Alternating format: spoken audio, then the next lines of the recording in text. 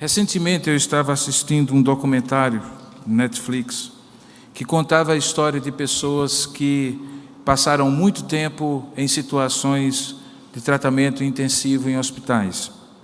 Um dos depoimentos me chamou bastante atenção porque relatava a história de um jovem de 20 e poucos anos de idade que sofreu um acidente quando estava num carro acompanhado com a família. E nesse carro ele estava adormecido, estava dormindo durante o trajeto, e ele só acordou quando já depois de 2 ou 3 meses estava voltando do coma no hospital, de modo que ele adormeceu numa viagem e acordou num hospital. E ele conta a história de como aquilo confundiu a mente dele durante alguns meses, mesmo depois que ele saiu daquele hospital. Nos dias seguintes e semanas seguintes, ele não conseguia fechar aquele espaço de tempo entre o momento em que ele entrou naquele carro, embarcou naquele carro, adormeceu naquela viagem, e tudo parecia absolutamente normal, e ele chegaria acordado quando o trajeto se encerrasse e a viagem se concluísse. Ele não conseguia entender na sua mente o que havia acontecido nesse intervalo em que ele entrou e acordou no leito de um hospital, num quarto de hospital. Ele fala, num dos depoimentos colhidos pela equipe de produção daquele documentário, que é como se a sua vida tivesse um grande buraco que fazia com que tudo antes e o tudo depois ficasse um tanto quanto confuso para ele. Outros depoimentos no documentário mostravam que a nossa mente, a nossa alma, precisa de uma sequência de certas coisas e experiências que nos permitem justamente fazer sentido daquilo que nós conhecemos como experiência da vida, ou trajeto da vida. Que quando acontece uma situação como essa, em que algo é interrompido, ou algo para no meio, nós ficamos confusos sobre o que significou a vida antes desse algo e o que vai significar a vida depois desse algo. É justamente para pensar não num intervalo tão longo de uma situação tão dramática como essa que eu mencionei, mas no momento em que não um homem, mas o próprio Senhor Jesus Cristo adormece e alguma coisa acontece enquanto ele está adormecido. Eu gostaria de convidar a palavra de Deus para você, convidar a você a abrir a palavra de Deus no Evangelho de Marcos, capítulo 4, verso 35 ao verso 41, onde iremos ler a palavra do Senhor. Marcos, capítulo 4, do verso 35 ao verso 41. Esse trecho da palavra de Deus também é narrado no Evangelho de Mateus, no capítulo 8, e no Evangelho de Lucas, capítulo 8 também. Portanto, esse é um texto que os 3 evangelhos sinóticos, Mateus, Marcos e Lucas, narram, e talvez um dos poucos textos em que não há nenhuma grande diferença de detalhes entre eles, que é natural quando um fala do mesmo que outros, porém com objetivos diferentes, como nós sabemos ser o caso dos evangelhos sinóticos. Diz assim a palavra de Deus em Marcos, capítulo 4, verso 35 a 41. Marcos, capítulo 4, 35 a 41. Naquele dia, sendo já tarde, disse-lhes Jesus: passemos para a outra margem. E eles, despedindo a multidão, o levaram assim como ele estava, no barco, e outros barcos o seguiram. Ora, levantou-se grande temporal de vento, e as ondas se arremessavam contra o barco, de modo que o mesmo já estava a encher-se d'água. E Jesus estava na popa do barco, dormindo sobre o travesseiro. Eles o despertaram e lhe disseram: Mestre, não te importa que venhamos a perecer? E ele, despertando, respondeu o vento e disse ao mar: acalma-te, emudece. E o vento se aquietou e fez-se grande bonança. Então lhes disse: por que sois assim tímidos na fé? Como é que não tendes fé? E eles, possuídos de grande temor, diziam uns aos outros: quem é este que até o mar, que até o vento e o mar lhe obedecem? Quem é este que até o vento e o mar lhe obedecem? O tema da mensagem de hoje é calma na tempestade. Vamos orar juntos? Ó Deus amado e querido Pai, nós rogamos a Tua bênção nessa hora em que vamos refletir sobre a Tua palavra. Sabemos que ela é poderosa para si mesma, simplesmente pela leitura e aplicação do Teu Espírito, falar ao nosso coração, de modo que, ao ouvir a exposição da Tua palavra, nós rogamos que esta mesma graça inspiradora que foi sobre a vida de Marcos, para capacitá-lo a registrar esse episódio, também venha de forma iluminadora sobre o coração de cada um de nós, sobre a mente de cada um de nós, para que possamos compreender esta palavra, para que possamos ser confortados por essa palavra, e assim saiamos daqui com o coração, ó Deus, edificado e amadurecido na fé que precisamos ter em Ti. Rogamos que assim como aconteça conosco aqui, também aconteça com aqueles que estão à distância, participando pela internet, onde quer que eles estejam. Rogamos que o Senhor os visite, que o Senhor os abençoe, que o Senhor traga sobre eles a calma na tempestade, pois é assim que nós te oramos, em nome e para a glória de Jesus. Amém.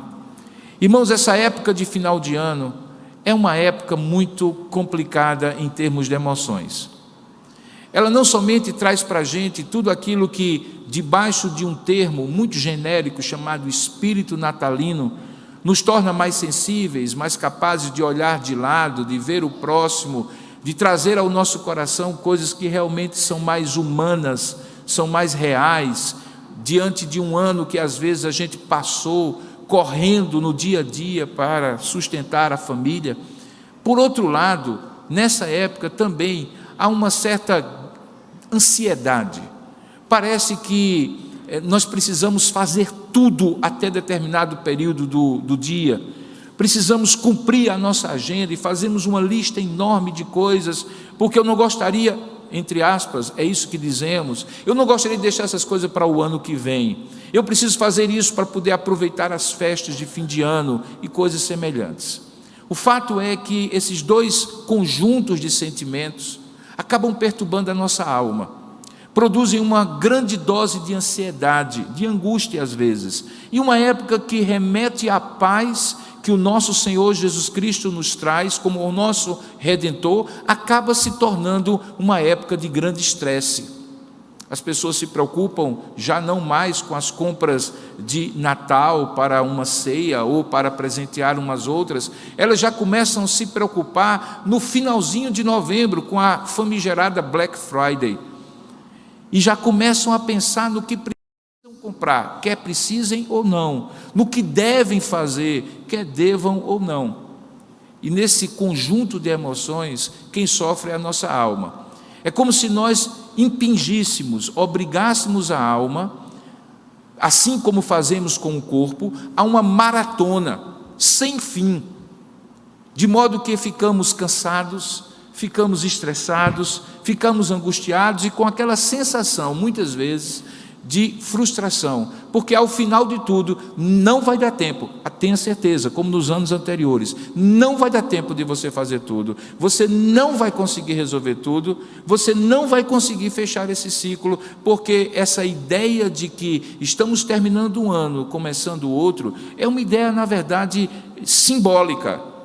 O dia 1º de janeiro, como nós percebemos, vai ser um dia de 24 horas, como o dia 31 e qualquer outro do ano. Nós é que emprestamos o significado para ele. E ao emprestarmos o significado para ele, nós precisamos entender que significado nós precisamos dar a ele.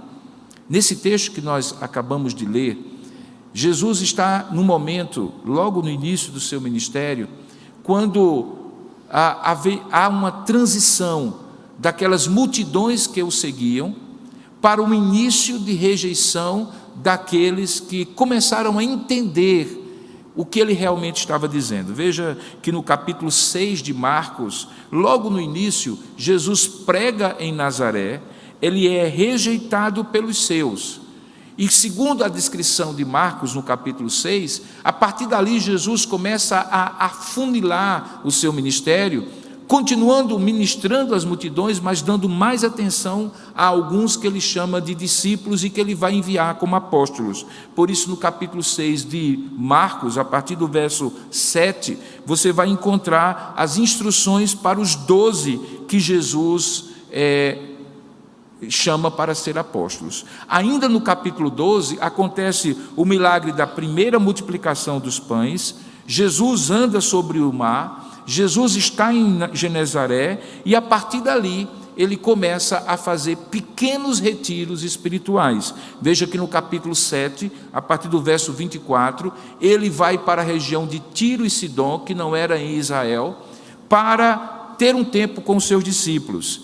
E mesmo ali, há sempre o conflito entre pessoas que o buscam, multidões que o encontram, e tempo que ele precisa ter com os seus discípulos. Essa mesma tensão vai acontecendo ao longo do capítulo 8, e quando nós percebemos, tudo isso começou exatamente a partir desse início no capítulo 4 de Marcos, quando ele tem esse tempo que cruza o mar da Galileia, de Genezaré, Tiberíades, para um tempo com seus discípulos. O dia havia sido cansativo. Se você voltar ao capítulo 4, você vai perceber que diz o texto que naquele dia, sendo já tarde, ou seja, ao final de um dia de muita luta, de muito trabalho, de muita ministração, você encontra no capítulo 4 pelo menos 5 parábolas que Jesus conta assim, uma após outra, para a instrução dos seus discípulos.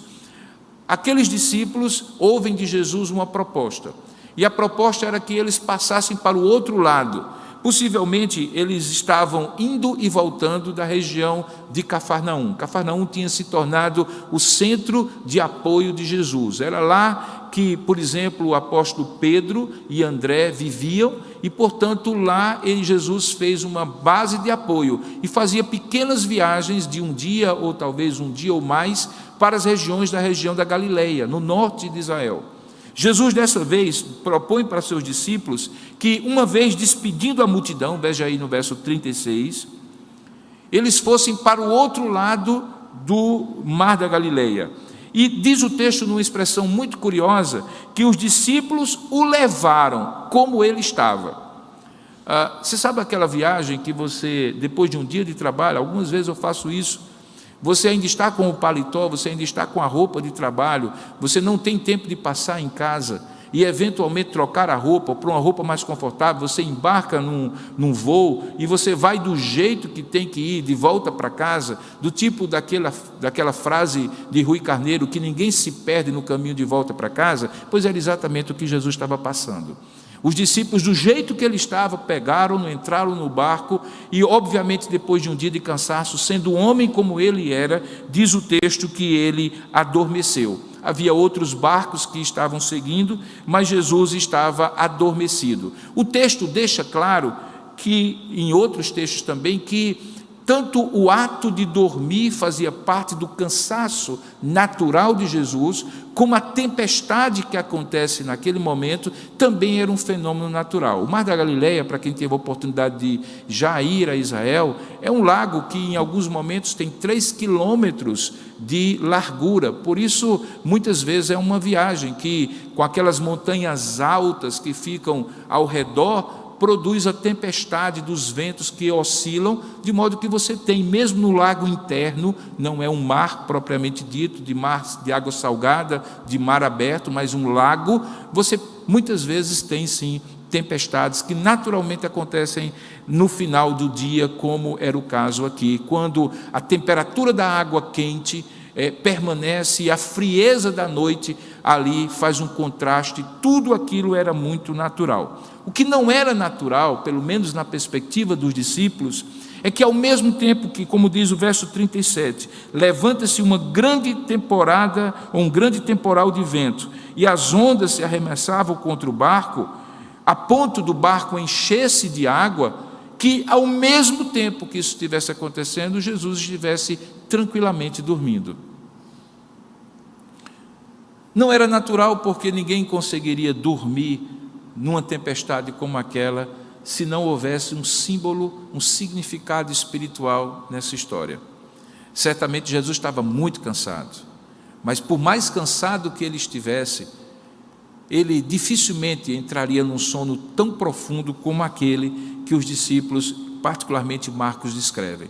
Jesus estava realmente muito cansado, mas aquele sono profundo tinha um significado para além do cansaço físico, porque quando Jesus na popa, veja o verso 38, está dormindo sobre um travesseiro ali, os discípulos que estavam no barco desesperados, dá para sentir a angústia e o desespero, e logo, veja, esses discípulos, alguns dos quais eram pescadores, como Pedro, Tiago, João e André, portanto acostumados a estar naquele barco, viram muitas tempestades como aquela, mas parece que aquela tinha algo diferente. Eles despertam Jesus e fazem uma pergunta, e a pergunta é muito importante, porque ela dá o tema da mensagem de hoje.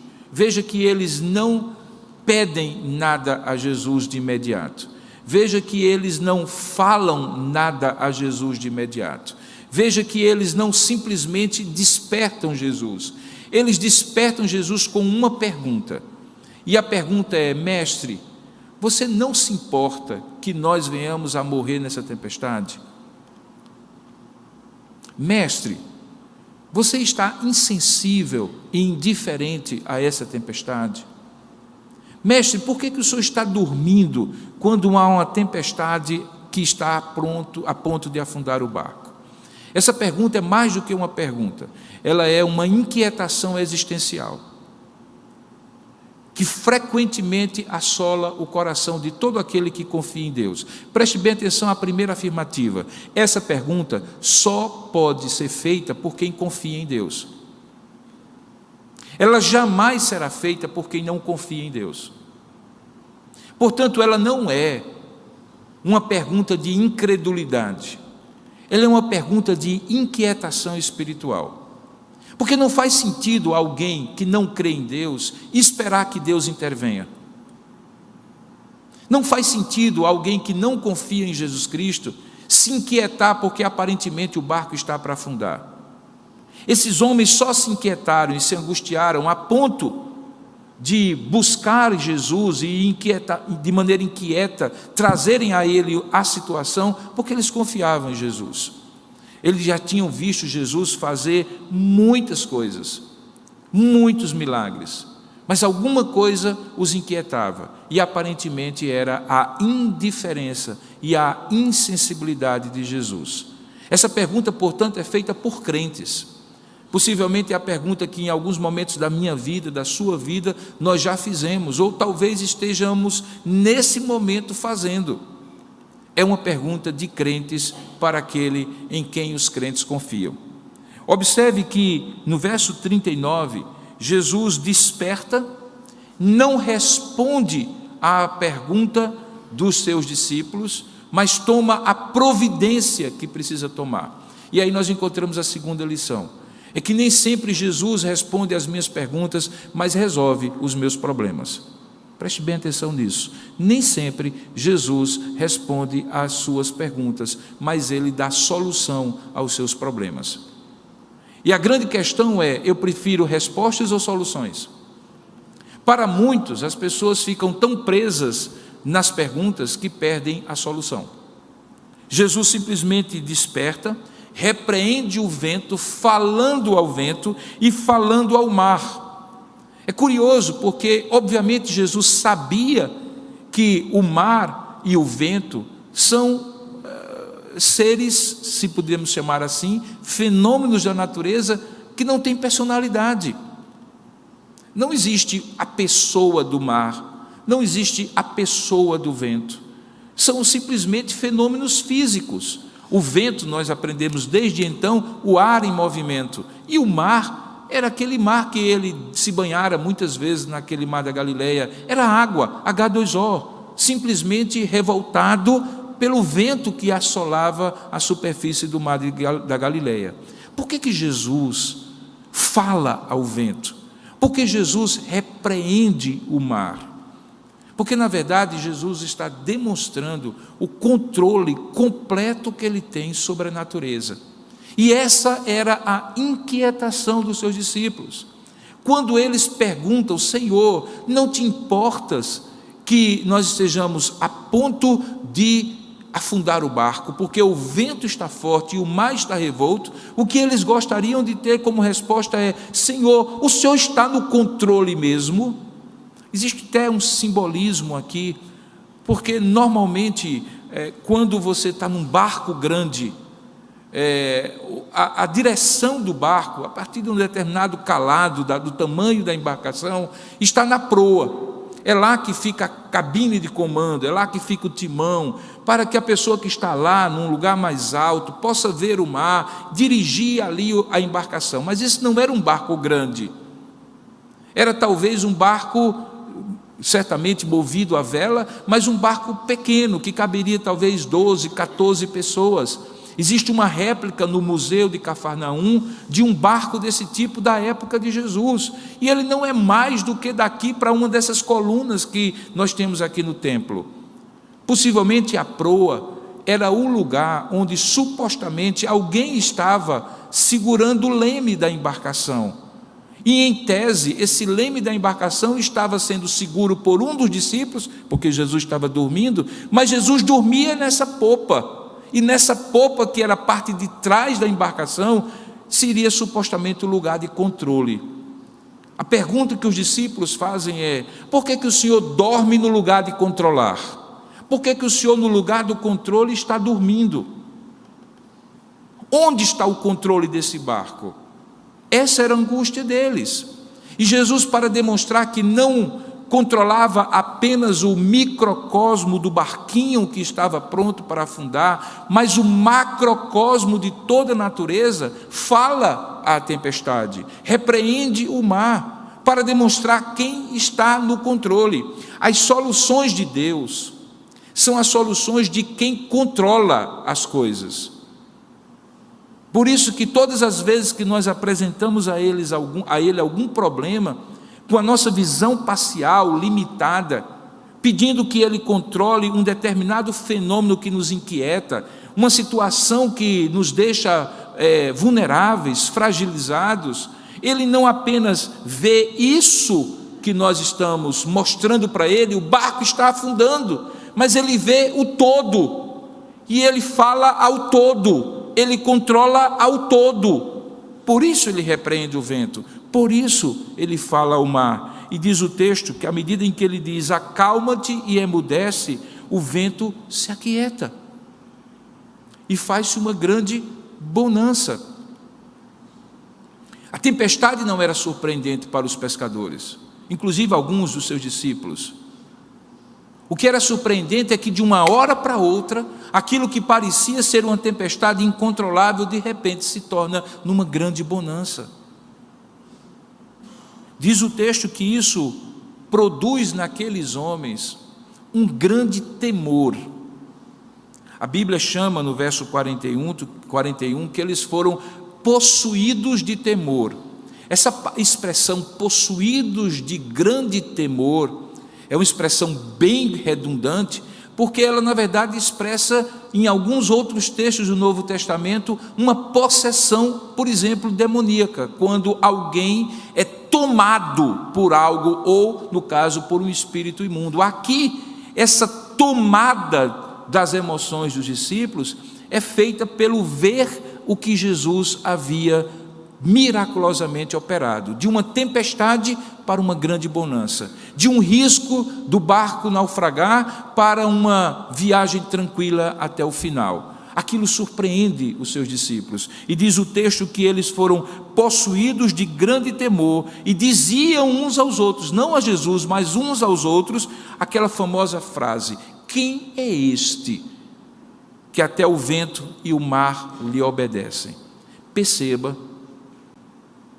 que quando Jesus fala à tempestade e mostra quem está no controle, de modo que os seus discípulos podem ver algo diferente nele, a primeira pergunta que vem à mente deles é quem e não o quê. Todos os milagres de Deus, todas as intervenções de Deus, todos os atos poderosos de Deus na sua história e na minha história, devem produzir uma inquietação, uma pergunta sobre quem é Jesus na nossa vida. Essa pergunta não anula o que nós já sabemos dele, acrescenta ao que nós sabemos uma experiência verdadeira de algo sobre ele que nós não conhecíamos até aquela experiência concreta que nós passamos.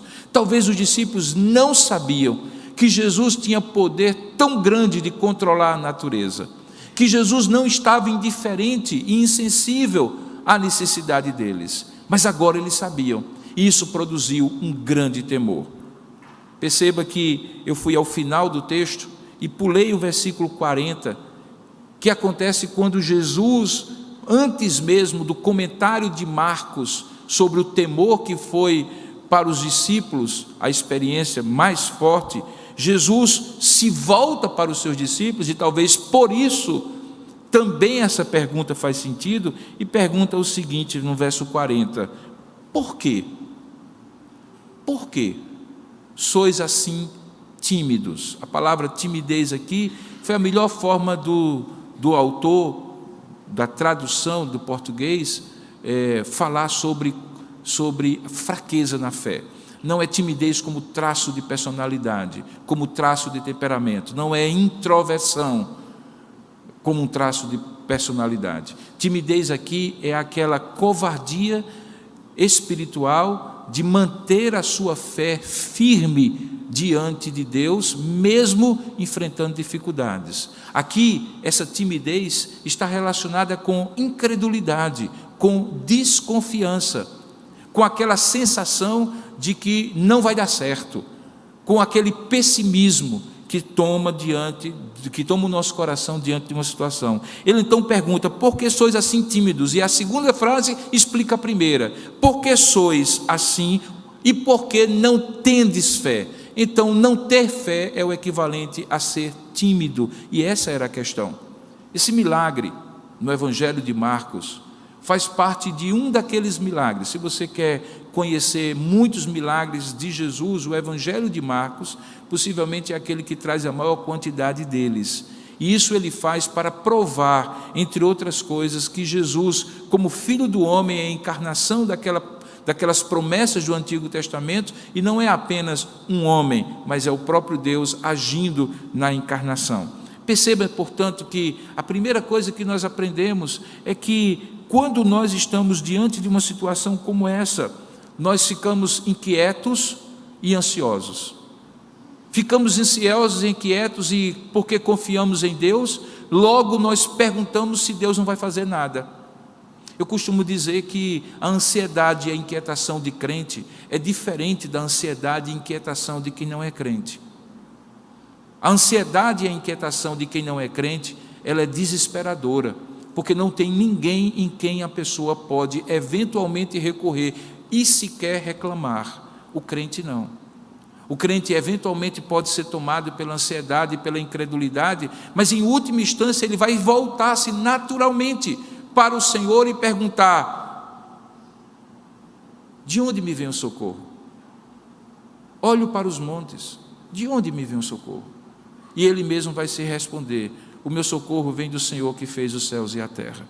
Porque ele sabe que em última instância a questão não é que Deus está indiferente, a questão é que ele precisa reposicionar-se e entender qual é o propósito de Deus naquela luta. Eu volto ao início da nossa mensagem, quando eu falei sobre aquele período em que aquelas pessoas que passaram por situações traumáticas não têm lembrança, ficam num buraco, como adormecidas, sem dar significado ao passado, sem dar significado ao presente. Existe um que dorme aqui nessa história, mas Ele não está alheio nem com interrupção do seu poder ou da sua capacidade de ver e intervir na história. Jesus não tem esse lapso entre o antes, quando ele adormeceu numa margem do mar da Galileia, e o depois, quando ele acorda no meio de uma tempestade. Ele está no controle completo e absoluto sempre, absolutamente sempre. Ele nunca perde esse controle que Ele tem sobre todas as nossas coisas, sobre todas as coisas do universo. Hoje pela manhã, acordei bem cedo, como acontece com frequência, como os irmãos sabem, eu durmo pouco, e eu fui olhar os grupos de WhatsApp para alguma mensagem e tal. Recebi uma mensagem hoje pela manhã, que me tocou profundamente e que encaixou de maneira perfeita naquilo que eu gostaria de ter ministrado para os irmãos hoje, como de fato eu ministrei. Eu gostaria que o pessoal da projeção jogasse essa música simples, de uma mulher simples, que provavelmente teve uma grande experiência com Deus e que certamente tem uma mensagem que vem a calhar como complemento àquilo que nós ouvimos hoje. Por favor. Se eu pudesse conversar com sua alma, eu diria: fique calma, isso logo vai passar. Eu daria um conselho: chore mesmo, e enquanto você chora, aproveita para orar. Porque quem chora para Deus é consolado, é bem-aventurado, e Deus não desamparará. Ele mesmo enxugará as tuas lágrimas, então desabafa e deixa Ele te abraçar. Calma, calma, não se preocupe, tenha calma. Calma, calma, eu dedico esse refrão para sua alma. Se eu pudesse conversar com tua alma, eu diria: fique calma, não é só você que sente assim. Não é que você seja estranho, você é um estrangeiro, o teu lugar não é aqui. Lá no céu um dia tudo se encaixa, e o que hoje te inquieta não vai mais te preocupar. Você vale mais que o mundo inteiro, e por toda essa espera Deus vai te recompensar. Calma, calma, não se preocupe, tenha calma. Calma, calma, eu dedico esse refrão para sua alma. Louvado seja Deus pela sua vida. E aí? Calma. Calma. Calma. Esse fim de ano é para acalmar o coração, não é para angustiar ainda mais o seu coração. Se o mar está revolto, ele não está adormecido, ele está no controle. Calma, tenha muita calma. Eu gostaria de orar com você e por você. Coloque sua vida agora diante do Senhor.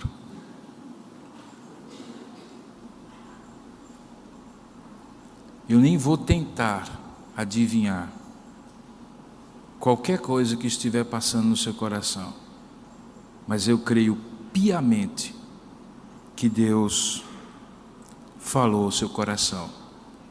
Lembre, Ele está no barco. Senhor, nosso Deus e nosso Pai, nós somos como aqueles discípulos que estão no barco contigo. Lá fora, o mundo está em revolto, cheio de ventos tormentosos, de mares encrespados. Eles às vezes se apresentam para nós como conflitos em casa, dificuldades financeiras, profissionais, enfermidades e lutas com a saúde. Às vezes eles até entram no barco e tentam afundar o barco, mas nós confiamos que Tu estás no barco, ao lado do leme, E naquele momento em que outras mãos que não as tuas tentam, talvez as nossas mesmas, sobreviver no meio de um mar revolto, aquela inquietação de quem confia, pergunta a ti: Senhor, tu não estás vendo? Senhor, tu não estás no controle? E tu te levantas de sobre a terra, assim como o teu servo Jó um dia disse: eu sei que o meu Redentor vive e por fim se levantará de sobre a terra. Tu te levantas e demonstras diante dos nossos olhos quem está no controle, e não é outro, és tu. Tu estás no controle do mar revolto, do coração atemorizado dentro do barco, das circunstâncias que não conseguimos explicar nem solucionar. Tu estás no controle. E porque nós sabemos disso, mais uma vez nos achegamos a ti e pedimos: acalma o nosso coração, Senhor, de toda angústia, de toda ansiedade, especialmente nessa época do ano, ou quem sabe, no caso de alguns de nós, pelas circunstâncias que estamos enfrentando ao longo dos anos que se passaram, e que agora acumularam tudo nesse fim de ano. E como nós gostaríamos de que de uma hora para outra, com a passagem do calendário, nós pudéssemos ver tudo solucionado. E até algumas vezes achamos que cabe a nós fazer isso. E aí corremos de um lado para o outro, Senhor, para pagar todas as contas, para resolver todas as coisas, para tomar todas as providências, e esquecemos as pessoas ao lado. O mais importante, não nos lembramos de ti, que és o único que controla todas as coisas. Oramos nessa hora que o Senhor nos dê calma, que o Senhor nos dê serenidade de alma, fruto de quem confia no Deus que está no controle, que é o teu Filho Jesus Cristo. Ajude-nos a ter os nossos olhos postos nele, Pai, por mais que seja tormentosa a viagem. E nos ajuda a confiar que em dado momento ele vai se levantar e falar ao mar e falar ao vento e acalmá-los, para que o nosso coração se acalme ainda mais. Ajuda-nos, no entanto, a não esperar, Senhor, que o mar se acalme para confiar em ti. Ajuda-nos a recorrer a ti em oração, como aqueles homens fizeram. Mestre, tu não te importas que o nosso coração seja confiante, humilde, o suficiente para chegar a ti e dizer: não estamos dando conta, mestre, levanta-te e toma controle da nossa vida. E assim, porque cremos, veremos o mar se aquietando, porque cremos, veremos a tempestade se acalmando. E aí, Pai, mais uma vez, ficaremos nos perguntando: que Deus maravilhoso é esse, que até o mar e o vento lhe obedecem? E aí conheceremos um pouco mais de ti, e cada dia mais, até aquele dia em que nos veremos face a face diante da tua presença. E aí já não haverá mar revoltoso, e nós estaremos na tua presença para sempre, em plena paz. Nós ansiamos por isso, Pai, e por isso nós oramos, pedindo a tua bênção sobre cada um dos teus filhos que ouviu essa mensagem, ou que ainda ouvirá, em nome e para a glória de Jesus. Amém.